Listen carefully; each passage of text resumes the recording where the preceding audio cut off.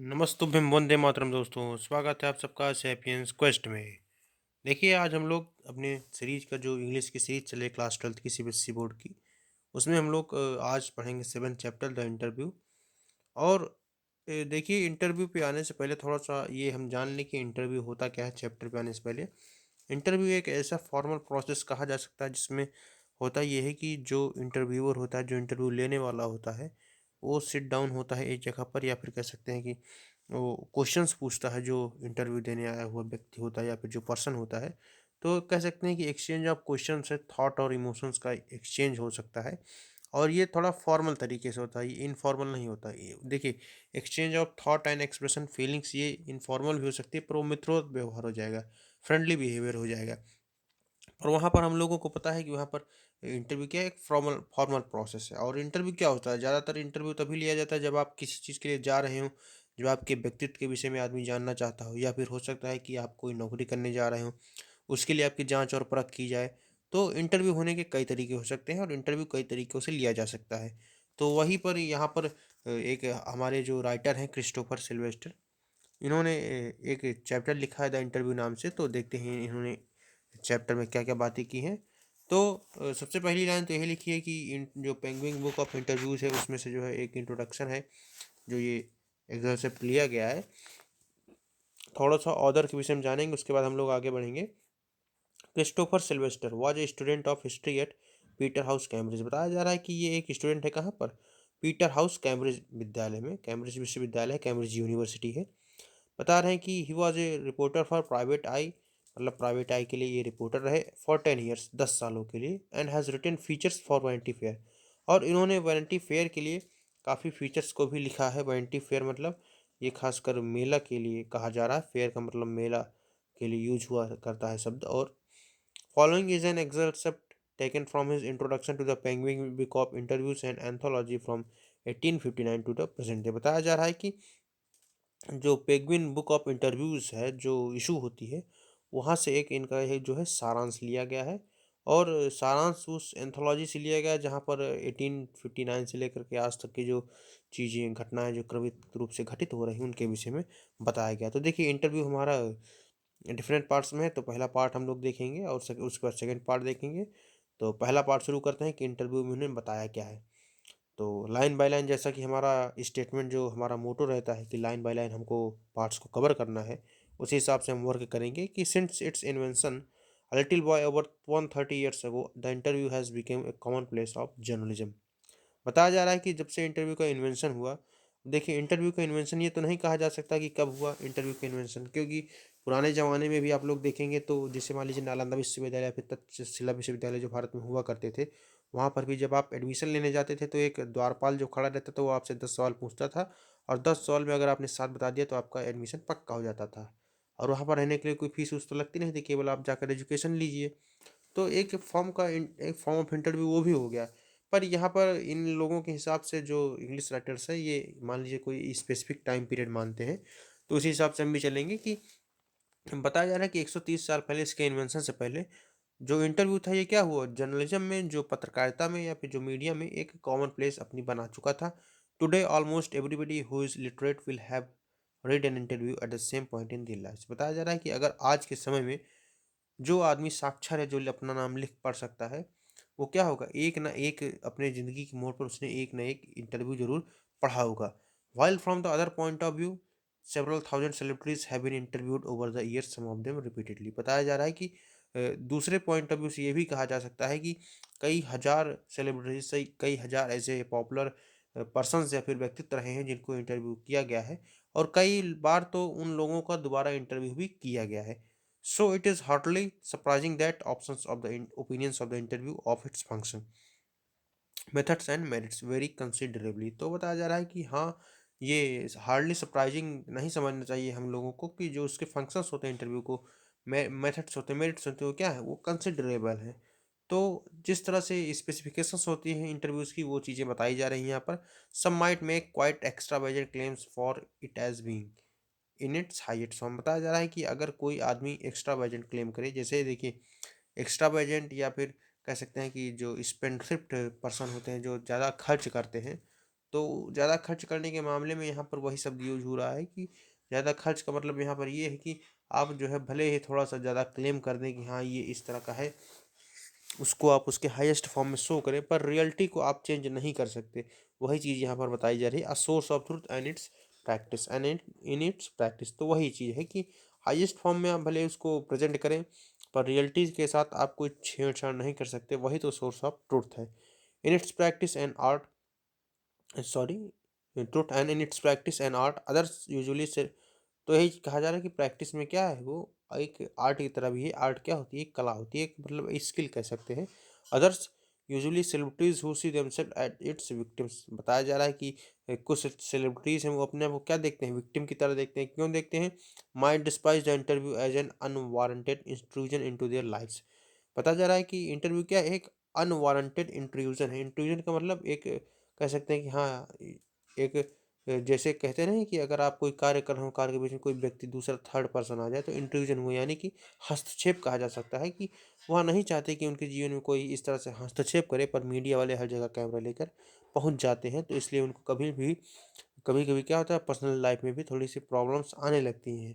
हर जगह उनको जो देखता है वो कैमरा लेकर खड़ा रहता है, तो उनको थोड़ा-सा ऑकवर्ड फ़ील होता है और feel that it somehow diminishes them, या फिर ये भी फ़ील कराता है कि कहीं न कहीं वो उनको डिमिनिश भी करता है, उनकी जो एक पोज़ीशन है उसके साथ छेड़-छाड़ भी करता है। Just as in the primitive cultures, it is believed that if one takes photographic portrait of somebody that one is stealing that person's soul. तो बताया जा रहा है कि जैसे प्रिमिटिव टाइम्स में जो मतलब फर्स्ट ह्यूमन्स जब डेवलप हुए, जब उन्होंने फोटोग्राफी सिस्टम को बनाया, तो कहा जाता था कि अगर कोई आदमी जो है किसी की फोटोग्राफिक पोर्ट्रेट में ले रहा है, तो इसका अर्थ है कि वो आदमी जो है उस आदमी दूसरे आदमी की आत्मा चुरा रहा है, मतलब stealing the person soul.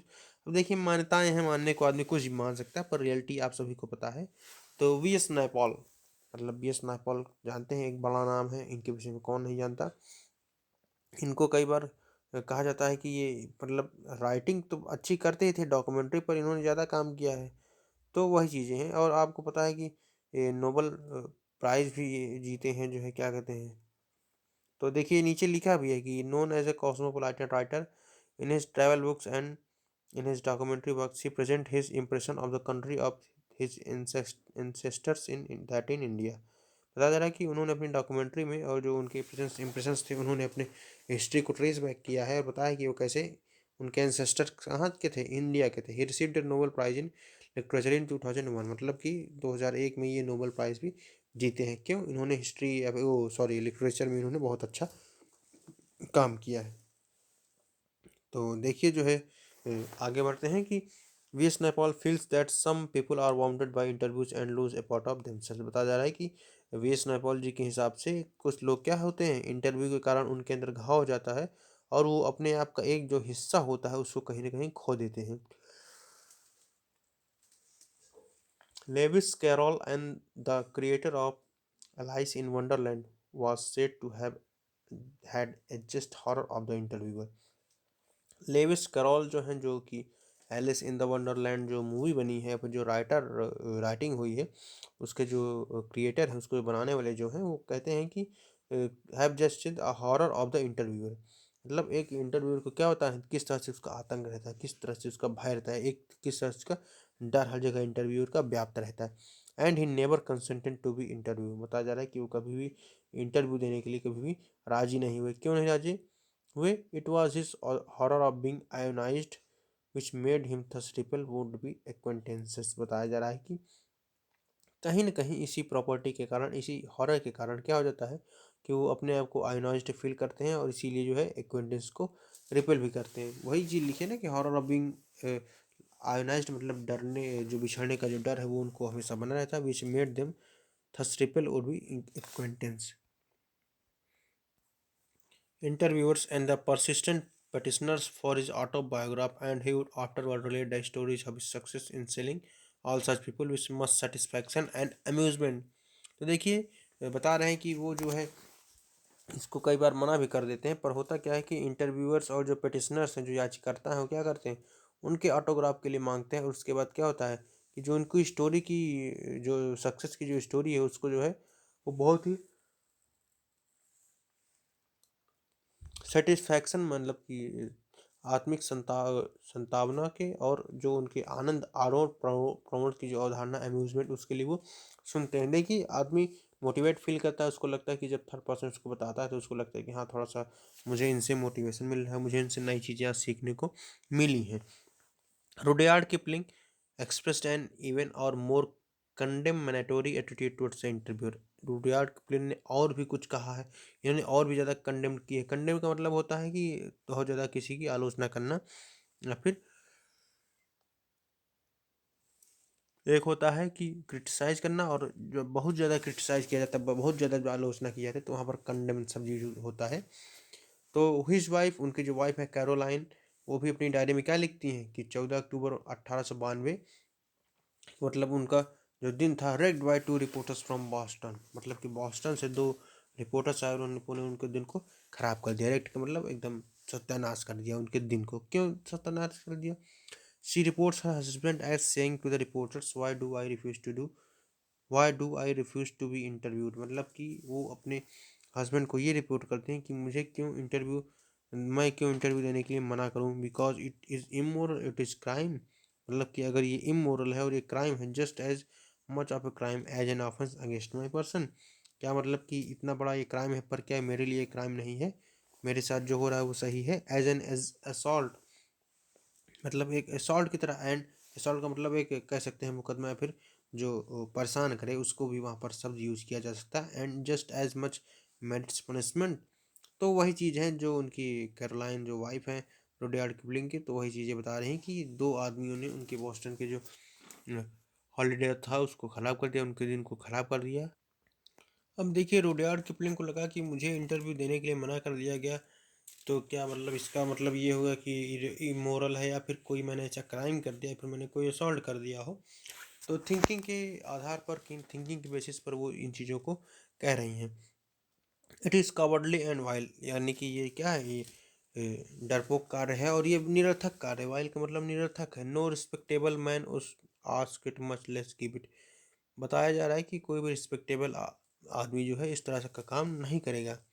Yet Kipling had himself penetrated such an assault on Mark Twain only a few years back, H.G. Wells in an interview in 1894। बताया जा रहा है कि रुडयार्ड किपलिंग ने ही एक क्या किया था, परपिट्रेटेड किया था। किसके ऊपर असॉल्ट किया था? मार्क ट्वेन के ऊपर, और जो कुछ समय की पहले की बात है। तो बताया जा रहा है कि उसके बाद की जो एच जी वेल्स है वो क्या है, H G Wells in an interview in 1894 refer to the interviewing the ordeal, मतलब कि ऑर्डियल को ही इंटरव्यू करना उन्होंने इस चीज़ को रेफर किया था। तो वही चीज़ है कि वो एक घृणा के भाव की बात कर रहे हैं जीवल्स की। उन्होंने इंटरव्यूइंग को ऑर्डियल माना, बहुत ही खराब माना। But was fairly frequent interviewer 40 years later found in self interviewing Joseph Stalin.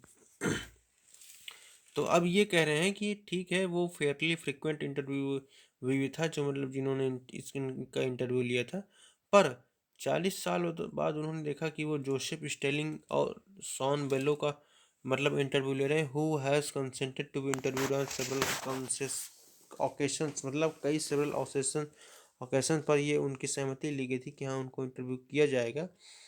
Nevertheless once describe interviews as being like thumbprints on his windpipe, तो उन्होंने कभी भी ऐसा नहीं कहा कि इंटरव्यू उनके थंब पाइप पर कोई थंब इम्प्रेशन या फिर थंब प्रिंट छोड़ कर गया हो। तो उन्होंने इस चीज़ का कोई डिस्क्रिप्शन नहीं दी। Yet despite the drawbacks of the interview, मतलब कुछ ड्रॉबैक्स इंटरव्यूज के रहे होंगे, उसके बावजूद it is a supremely serviceable medium of communication, तो कहा जा रहा है कि ये बहुत ही अच्छा माध्यम है।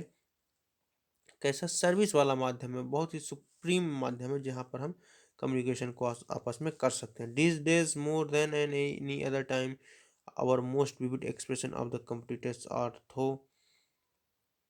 इंटरव्यूज। तो मतलब वही चीज़ बताई जा रही है कि आज के समय में हो क्या रहा है कि और जगहों पर किसी चीज़ को अगर आपको विविड इंप्रेशन डालना है, यानी कि विविड मतलब ज्वलंतशील, देखिए होता ये है कि जब आप इंटरव्यू देने जाते हैं तो उसमें जो फर्स्ट इंप्रेशन होता है वही लास्ट इंप्रेशन हो जाता है।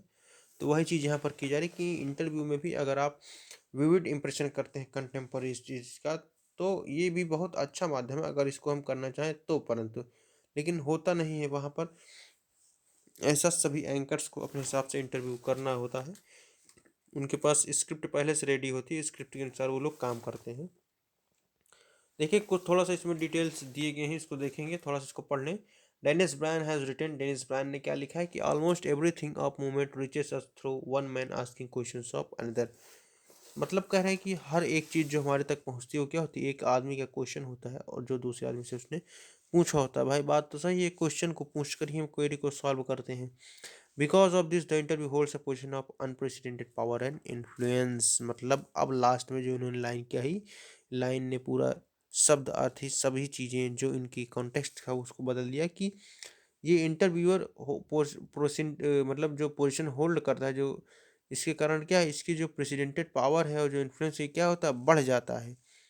तो भाई देखिए अगर इंटरव्यूअर कोई आदमी है तो बड़ी जगह पर वो बैठ कर इंटरव्यू लेगा ही, और जब बड़ी जगह पर इंटरव्यू लेगा तो पावर और इन्फ्लुएंस तो बढ़ना लाजमी ही है। तो ये थी हमारी जो पहली पार्ट की स्टोरी, और पहली पार्ट की स्टोरी के बाद थोड़ा सा इसमें दिया है, इसको इसके विषय में जानेंगे। इस सेकेंड पार्ट को हम अगली क्लास में पढ़ेंगे कि अब प्रोलिफिक राइटर कौन होता है। Prolific writer who was known as the poet of the common soldier. जो कॉमन सोल्जर के नाम से पोएट जाना जाए उसको ही प्रोलिफिक राइटर कहते हैं। Kipling's Jungle Book which is a story of Kimball O'Hara and his adventures in the Himalayas is considered as a children's classic all over the world. बताया जा रहा है कि जो किपलिंग की, जो रुडयार्ड किपलिंग की जो जंगल बुक है वो कैसी स्टोरी है, किसकी है, किम्बालो हारा की है। और जो उसके एडवेंचर्स हैं वो कहाँ पर हैं, वो हिमालयाज में किए गए हैं, मतलब इंडिया के। और कहा जाता है कि ये चिल्ड्रन क्लासिक में बहुत ही फेमस बुक है और ये ऑल ओवर द वर्ल्ड भी बिकती है। सबसे खास बात तो ये है, भाई राइटर ही फॉरेन है तो फॉरेन में बेचेंगे ही, यहाँ पर बिकती है, ऐसा भी नहीं है। English novelist, journalist, sociologist, and historian, he is known for his works of science fiction. Wells' best known books are The Time Machine, Invisible Man, and The War of Words. तो कहा जा रहा है कि एक इंग्लिश नॉवलिस्ट थे, novelist होने के साथ साथ वो जर्नलिस्ट भी थे, सोशलॉजिस्ट भी थे, हिस्टोरियन भी थे, और वो उन्होंने साइंस फिक्शन में वर्क भी किया है। और उनकी बुक का नाम क्या है, the time machine, the invisible man and the word of words. तो देखिए इनका नाम क्या था, कौन बताएगा। ये H.G. वेल्स थे। H.G. वेल्स के विषय में आप पढ़ेंगे, सर्च करेंगे तो पता चल जाएगा। A great Russian revolutionary and an active political organiser. मतलब कि जिनकी बात हो रही, कैसे थे वो, रशियन रिवोल्यूशनरी थे, क्रांतिकारी थे, और बहुत ही अच्छा इन्होंने पॉलिटिकल ऑर्गेनाइजेशन बहुत इन्होंने अच्छा किया है। A playwright as well as novelist, बंडूर बेलोज work were influenced widely by world war second. मतलब कहा जा रहा है कि एक प्ले राइट या फिर जो उनके प्ले राइट की तरह या फिर कोई नॉवलिस्ट की तरह उनके जो वर्क्स थे, इसके बेलोज के जो वर्क्स थे वो इन्फ्लुएंस है किसके, वर्ल्ड वार सेकेंड के कारण। और हुआ क्या, among his most famous characters R angle March and Moses. तो दो कैरेक्टर्स यहाँ पर बहुत फेमस हुए, एंजल मार्क और मोसेस के। He published stories translated from Yiddish. He won the Nobel Prize for Literature in 1970। बताया जा रहा है कि इन्होंने एक शॉर्ट स्टोरी, ट्रांसलेटेड स्टोरी थी, उन्होंने इदिक्स से लिखी, और उसके साथ ही इनको नोबेल प्राइज़ भी मिला, किसमें, लिटरेचर में, 1976। तो ये यहाँ पर थोड़ी सी डिटेल्स थी। सेकेंड पार्ट को हम नेक्स्ट क्लास में करेंगे। और तब तक आप लोग जो है, कोई जो क्वेरी हो आपके लिए कमेंट बॉक्स हमेशा के लिए ओपन है, फीडबैक आप जरूर दीजिएगा। तो मिलते हैं अपने क्लास में। जय हिंद, जय भारत, नमस्तुभ्यम, वंदे मातरम।